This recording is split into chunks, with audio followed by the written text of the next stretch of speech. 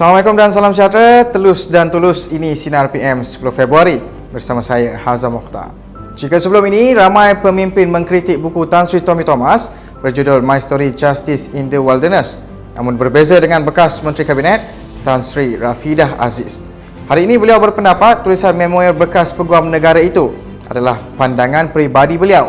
Menurutnya, tiada pihak yang berhak mengharamkan buku berkenaan atau mempengaruhi masyarakat untuk mengulas kandungan buku tersebut.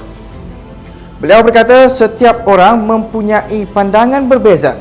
Malah Tommy selaku penulis buku berkenaan tidak seharusnya dihukum hanya kerana tidak menyukai mesej yang disampaikan. Ada betulnya kata-kata Tan Sri itu, sebab setiap penulisan itu adalah hak peribadi masing-masing asalkan tidak melanggar sensitiviti masyarakat.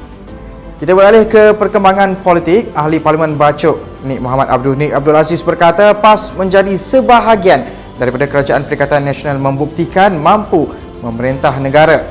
Setelah hampir setahun dalam pemerintahan, PAS mematikan tuduhan pihak lawan sejak puluhan tahun lalu adalah tidak benar. Katanya PAS yang lebih sinonim dengan gelaran parti lebay hari ini dilihat mampu berada seiring dengan parti rakan dalam Pakatan Nasional. Jelasnya sejak puluhan tahun juga PAS kekal hidup bersama-sama rakyat Malaysia. Lagi perkembangan politik, bekas Perdana Menteri Datuk Seri Najib Tun Razak menyangkal dakwaan Tun Dr. Mahathir Mohamad bahawa pembatalan pendaftaran UMNO pada 1998 sebagai bukti tidak campur tangan dalam badan kehakiman negara. Najib berkata pada 1987 UMNO mengadakan pemilihan parti yang menyaksikan pertembungan antara Dr. Mahathir dan Tengku Razaleigh Hamzah untuk jawatan Presiden Parti. Sepanjang krisis pemilihan itu berlaku campur tangan badan kehakiman sehingga menjurus kepada permulaan kehancuran dalam sistem kehakiman negara. Beliau berkata demikian sebagai mengulas kenyataan Tun Mahathir yang mendakwa beberapa keputusan mahkamah ketika beliau menjadi Perdana Menteri keempat tidak memihak kepadanya. Kita ke perkembangan COVID-19.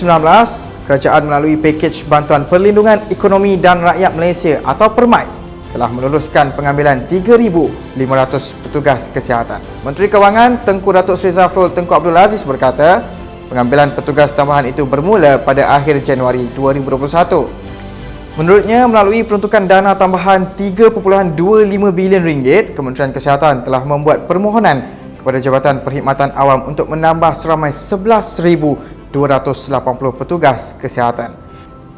Belanjawan 2021 juga memperuntukkan RM1 bilion bagi penyediaan dana tambahan tertumpu kepada tambahan regen dan kit saringan serta peralatan PPE terutama kepada petugas kesihatan. Ini pula satu perkembangan yang tidak boleh diambil remeh. Kementerian Perdagangan Dalam Negeri dan Hal Ehwal Pengguna memberi amaran supaya tidak disalahguna kebenaran makan di restoran. Menterinya Datuk Seri Alexander Nanta Linggi berkata, semua premis perniagaan wajib mematuhi SOP dan peraturan yang telah ditetapkan. Kementerian akan terus memantau dan tidak akan teragak-agak untuk mengambil tindakan tegas di bawah Akta Pencegahan dan Kawalan Penyakit Berjangkit 1988/Akta 342 kepada pemilik perniagaan yang gagal mematuhi SOP. Mengulas lanjut, Alexander berkata sehingga 7 Februari 2021, sebanyak 112 premis perniagaan telah dikenakan kompaun di bawah Akta 342. Sekian Top 5 News pada hari ini dan jangan lupa ikuti kupasan laporan khas Sinar Harian mengenai peningkatan pinjaman Ahlong serta komen jelek hina di laman Facebook merupakan penyakit mental esok. Sebelum kita akhiri Sinar PM, pada semua rakyat Malaysia, ayuh bersama memerangi jenayah rasuah melalui gerakan Sinar untuk Malaysia dan Rasuah Busters.